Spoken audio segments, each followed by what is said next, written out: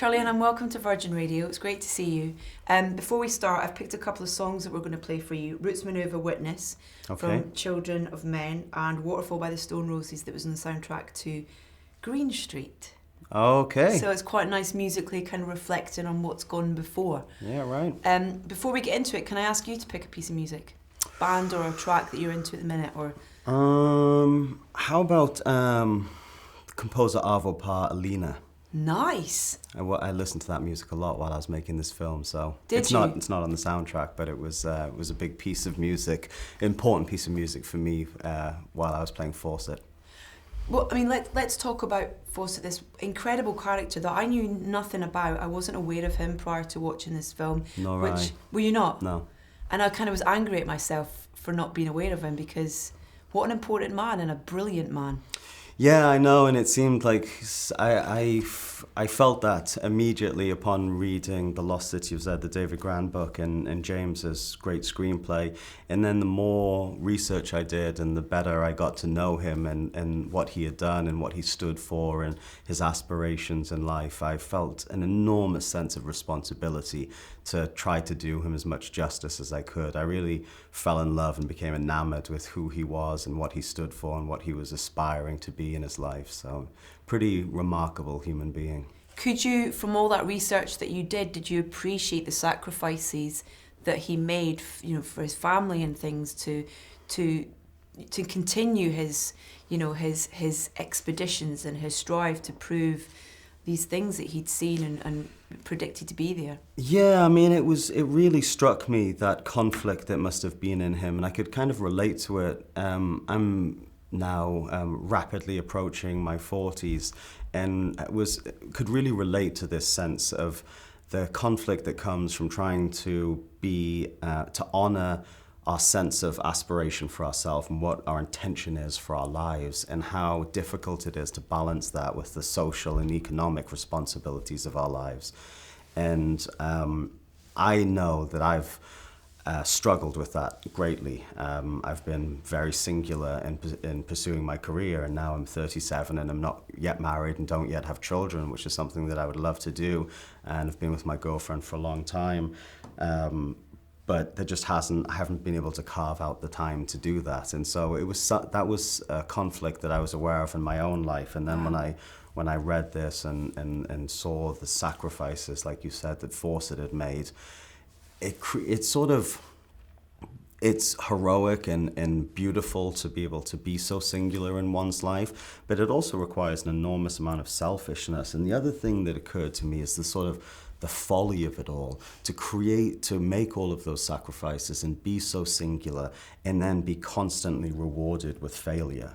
I mean, there's a real tragedy to it. Yeah. And I can also relate to that. Unfortunately. We need those, though, to go as people. That's right. Failure is the secret recipe to success. Exactly. Definitely. How much of an explorer are you in terms of, I wanted to know about the physicality of where you shot, and, it was a physical shoot, I imagine, for you in terms of, of what we see on screen. Yeah. I mean, I love being outside, outdoors in the natural world, and of course being able to go to Colombia. We shot this in northern Colombia in a place just north of a city called Santa Marta, which is just south of the border of Venezuela. And it's really untouched, wild, amazing terrain, and so exciting to be in a place that really feels untouched by man. I mean, it's so teeming with life there. I live in a city, as I'm sure you do, and you can on a Sunday have a walk through the park and see a couple of birds and trees and maybe a squirrel or two, but this place, like everywhere you look, is just filled with monkeys and birds and snakes and spiders and scorpions and endless billions of ants. And it just was amazing to just be in a place that was just throbbing with life every day. Yeah. And it felt, we got this sense of sort of exploration in it. We would go, our commute every day was up a river. We would take a car in the morning to this loading site by the river, this mini port that we built, and then we would just take these boats up the river, and we never really knew where we were going to get off, where James had chosen to shoot that day, and we'd be, as the sun rose and the fog lay thick on the river and the monkeys and birds were waking up, we'd be sailing up this river going to work, and it really was pretty vital and exciting. That's amazing. And I imagine really helped with getting into it and, you know, being him and embodying him and feeling kind of what he felt, I guess, as well. Yeah, the sort of the uncertainty of it and just being just in such a magical environment. I mean, that's the thing also that I think was an important and exciting thing to explore in this with Fawcett. I think as he spent more time in the jungle, as much as the obsession to actually achieve the objective, which is to find the lost city, I think he got addicted to being in that environment, and the more time he spent in the natural world, the more difficult he felt being in society, that he felt was very oppressive and sort of marginalizing and constantly being dictated to how he should think and feel and what he should believe.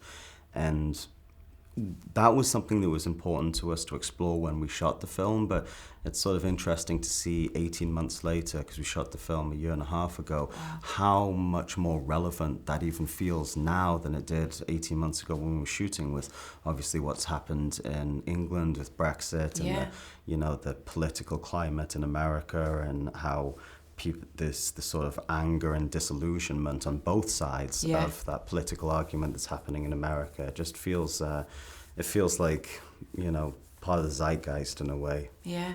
I kind of, if I was you, I'd be really eager for David Attenborough to see this, to get his kind of thumbs up as well. For I hadn't thought about that, but that would be lovely. Maybe we could, we're having a premiere tonight, maybe we could rush an invitation over to him. Arrange a screening for him. I think he'd absolutely love it. I hope so. That would be really exciting, actually. Yeah. You're right. You're like the go-to person now for camping trips, though. It's like you've got it nailed every time now. You just know what you're doing in the wild. I don't know if my girlfriend would agree with you. I took her camping about 4 or 5 years ago, and we were supposed to go out for 4 days, and we ended up getting lost and being out there for close to 7 days. And by the time we finally found a road, we were 27 miles from where we were supposed to be. And we got out at dawn and flagged after being on a road for 4 hours and not a single car coming by.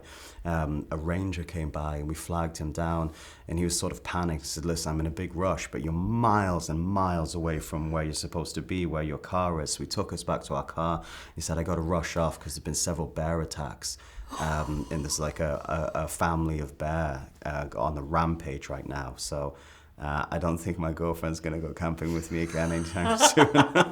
Man, I love that idea, though, of that wilderness of like, we don't get that, I don't have that opportunity enough to be able to kind of be in an environment like that where you can get lost to that degree and stuff. There's something quite romantic about it and appealing to it about it, I think. Yeah, and a great antidote for the inevitable neuroses that happens living in this world, this society we've created where we're constantly bombarded by all this stimuli. Yeah. I mean, I was reading something the other day, to be pretentious, but Jung said that neurosis is the price we pay for civilization. Because I find it all, I find it's interesting when I go out into the natural world and turn my phone off, and it takes a couple of days for the mind to slow down, but then you start to just live life at a slower pace, and this amazing sense of calm and well-being I find comes about, and then immediately it's lost when I come back into society, and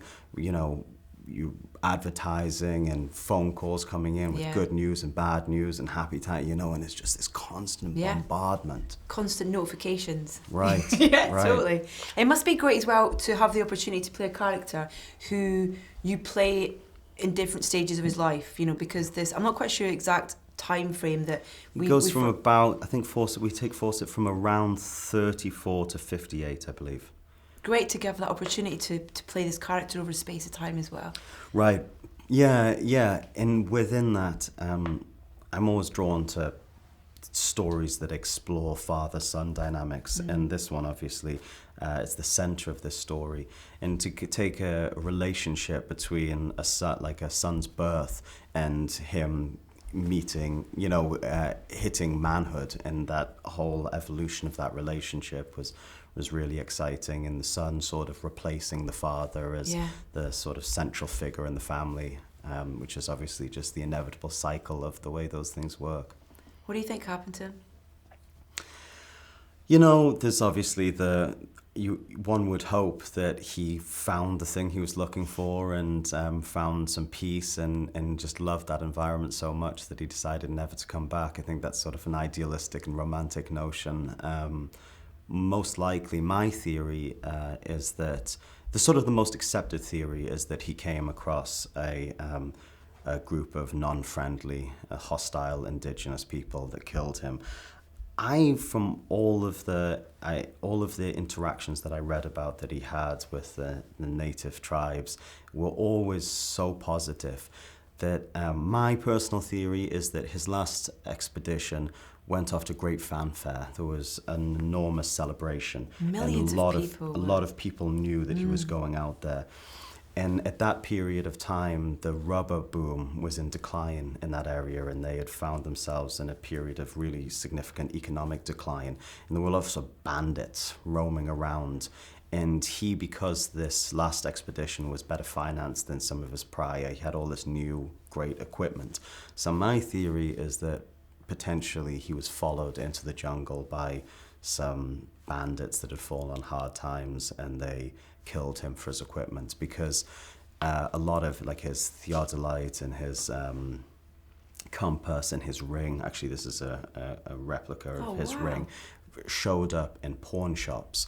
And if it were tribes, very, very soon after he disappeared, and if it were hostile tribes, I don't think they would have gone out into the civilized world and pawned his goods. Yeah.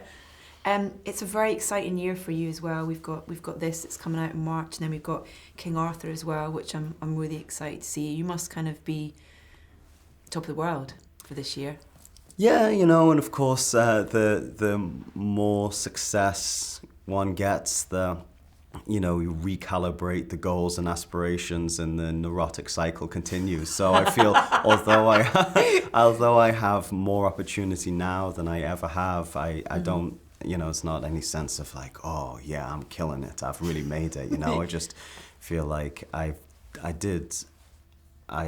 believe for me the best work that I've ever done in the lost city of Zed. And so now I just have this desperation and hunger and appetite to keep challenging myself and find something that gives me the opportunity to continue working at that level. So, the terrible journey continues. With the neurosis. With the neurosis, yeah. Congratulations on this. It is an incredible performance, and it's a wonderful film. I took quite a lot away from it as well, especially from Nina, his wife, in terms of how she deals with the sacrifices they had to make as a family. Mm-hmm. And I think it's got a lot of lovely messages in it as well. Oh, good. So, congratulations. Thank you. I'm nice glad you enjoyed it. You Thanks. too.